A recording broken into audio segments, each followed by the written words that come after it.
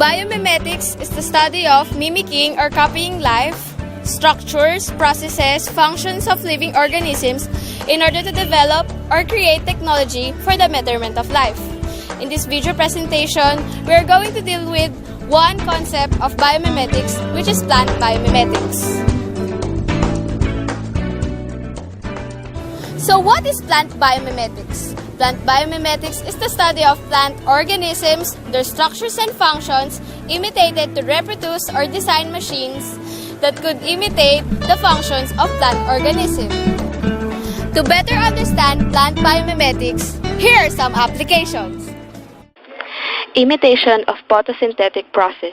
It is a wide-known fact that the production of oxygen that air we breathe comes from the food-making process of plants, which is widely known as photosynthesis. Plants have the capability of absorbing light energy and the consumption of carbon dioxide in the air to produce carbohydrates such as sugar and oxygen. This wondrous miracle can only be performed by organisms that we call photoheterotrophs, organisms that are capable of undergoing the photosynthetic process. In a nutshell, light is absorbed by plants, and this light serves as their energy in order for them to consume carbon dioxide that is present in the air and also water. The consumption of these compounds undergoes chemical changes that results to the production of oxygen. With plant biomimetics and with the age of science today, imitating this wondrous process of nature would be a breakthrough, especially in our time today. However, even with the state of our science today, imitating the process of photosynthesis is not as easy as taking a walk in the park. In plants, their sources of energy come from the light from the sun and carbon dioxide and water. It would be very difficult to create such machine that runs on light and carbon dioxide mainly.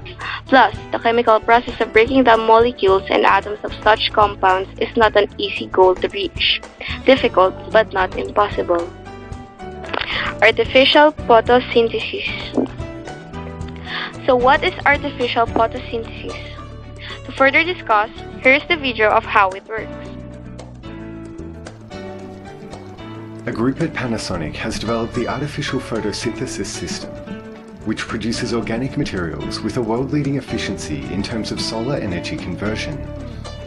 The recently achieved efficiency, 0.2%, is on a par with that for real plants used in biomass energy.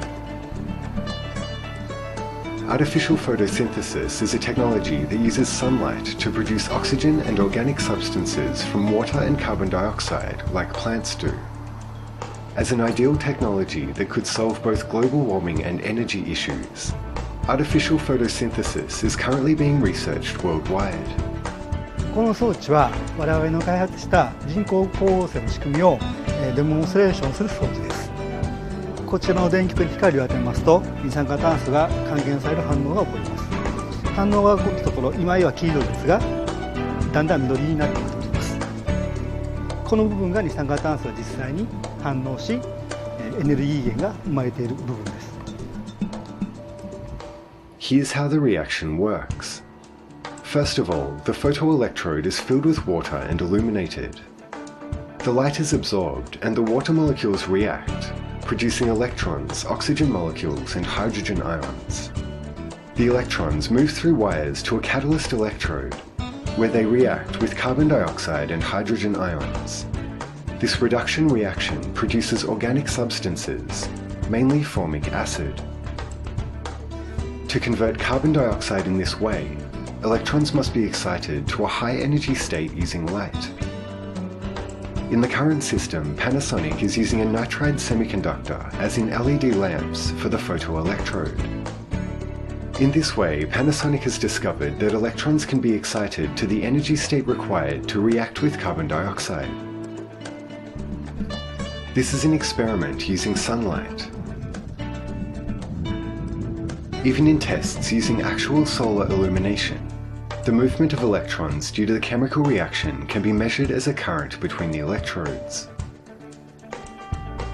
In addition, by designing the material for the metal catalyst, it's possible to vary the type of organic substances produced. At Panasonic's lab, the latest machines have been introduced to analyze the substances. CO2 は、反応させるといろんなものに生成物が分かれていきます。で今は偽酸というものが主にできてるんですけれども、今後はその生成物を偽酸ではなくて炭化水素とかアルコールとかいうようなものに持っていきたい。今までどういった触媒を用いてどういった環境であればどういったものができるか、それは研究者が一人ずつ一個一個実験をやっていたわけなんですけれども、こちらの装置ではそういった組成、それから反応の条件8つの実験を同時にできるということで、今までよりもよりハイスループットにシステマティックに研究開発が行われる。From now on, Panasonic aims to achieve an efficiency similar to that of plants in ethanol production. As a future prospect, the company wants to operate artificial photosynthesis plants, which could absorb carbon dioxide from factories and produce ethanol.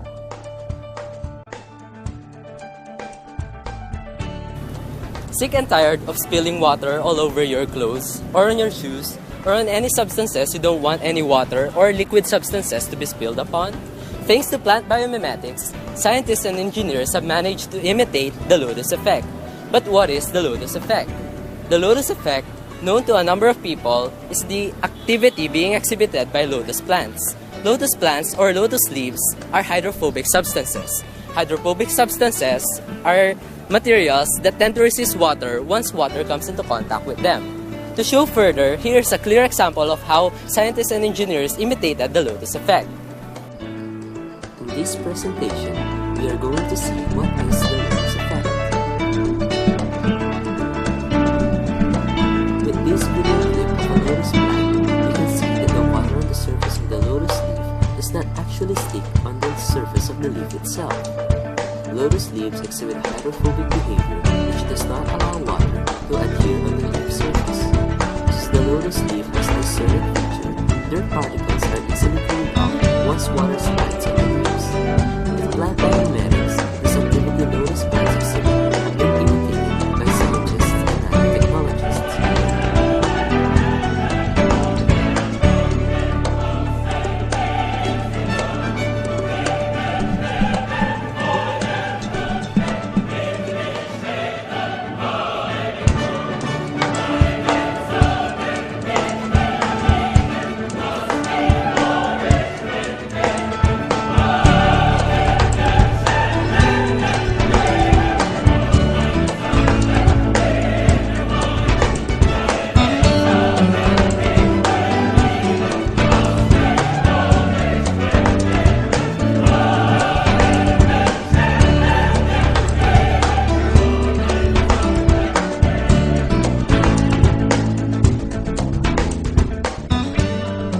One of the applications in plant biomimetics is the plant solar cell that works in the dark.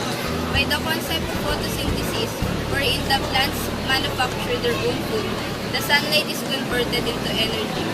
This definitely explains how it inspired to make an artificial leaf, a chip, a playing card-sized silicone-coated sheet that when placed on a top of water and exposed to sunlight produces energy. But the artificial leaf has its own way in doing this. It splits the water into oxygen and hydrogen, captures and stores it separately, and feeds them in a fuel tube to generate electricity. And because the leaf can store the gases, it can produce energy anytime, even after the sun goes down. Of genetically modified crops by the farmers is increasing fast throughout the world. Hopefully, it will support healthcare and industry to provide food, feed, and fiber security in a global basis.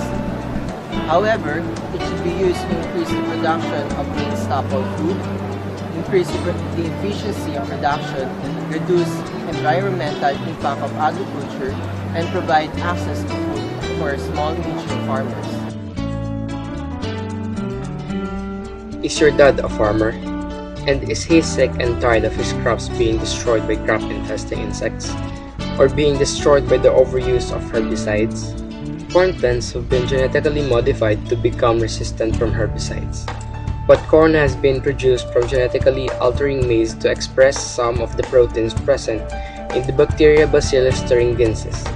The altered corn is now capable of producing proteins which are poisonous to corn-infesting insects like European corn borer, corn earworms, and even rootworms. Though a rough example of plant biomimetics, it has been shown that plants can be genetically altered to become impervious to common infestations, and even develop self-protection from destructive outside forces. Tomatoes that have undergone genetic alteration, transgenic tomatoes, have been made to withstand environmental stress, to have longer shelf life, better taste, improved nutrition, and have resistance to pests.